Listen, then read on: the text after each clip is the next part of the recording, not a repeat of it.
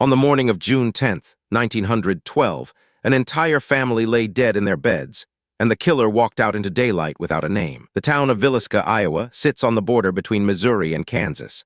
Population then, fewer than 1,000.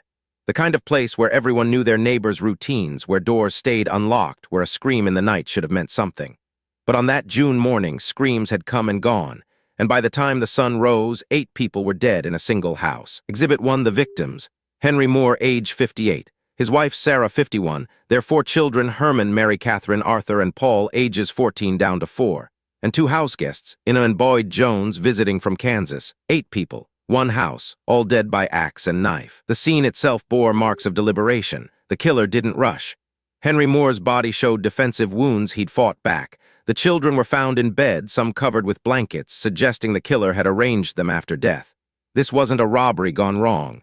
This was staged. Exhibit 2, the evidence left behind. A bloody axe, a knife, both weapons recovered at the scene. Cloth had been placed over the victims' faces, not to hide them, but as ritual. Windows were covered with cloth. The killer had worked in deliberate darkness, in privacy. The record only says investigators found no signs of forced entry. But here's where the investigation fractures. Exhibit 3, a suspect who confessed. Henry Moore's brother, George Kelly, was arrested within weeks. He admitted to the murders, confessed in detail, then recanted, then confessed again. The record shows he was tried, convicted, sentenced to life, but doubt had already taken root. Kelly's confession didn't align with the crime scene. He described details that contradicted what investigators found. His movements that night couldn't be confirmed. In 1917, he was released. The murder conviction overturned. 8 bodies. 8 years of investigation, and they were back to 0. Exhibit 4, the other suspects. A man named Henry Moore, no relation, was arrested in Nebraska weeks after the murders. He matched witness descriptions. He had scratches on his hands, but witnesses disagreed on details. His alibi held. He was released. The record only says suspicion moved on. Then came the drifter theory. The killer fit the profile of a transient, someone passing through on the railroad, someone with nowhere to become dawn. Villisca sat on a rail line. Hobos moved through regularly, but tracking a nameless drifter across 1912 America? Impossible. The investigation widened into vagueness. Exhibit 5, the psychological signature. Whoever did this knew the Moore house or learned it quickly. The killer moved with purpose, not panic. They arranged bodies. They covered faces.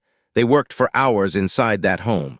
This was intimate violence, not random, but personal or ritualistic. One theory, a man named William Henry Moore, a distant cousin. He disappeared after the murders, never found.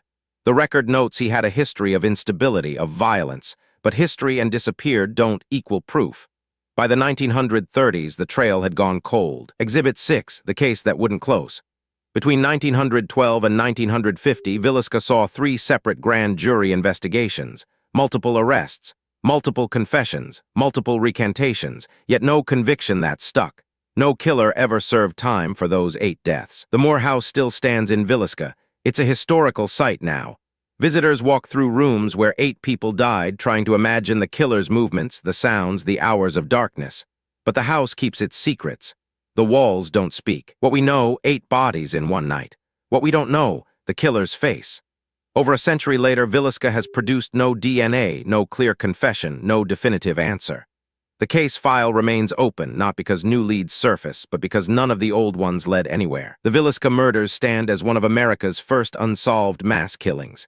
Before serial killer terminology existed, before criminal profiling was a science, 8 people died in methodical darkness. And the person who killed them either died in obscurity or lived out their life somewhere else, carrying the secret. The record closes without resolution. The file remains open. And every June 10th, Villisca remembers 8 names: Henry, Sarah, Herman, Mary Catherine, Arthur, Paul, Ine, and Boyd. 8 victims, 1 night, 1 killer who was never named. If you're drawn to cases where the evidence exists but the truth remains hidden, where investigators followed every lead and found only dead ends, subscribe. There's a new unsolved investigation every week, each one a reminder that some questions don't have answers, only theories. Subscribe, there's a new unsolved case every week.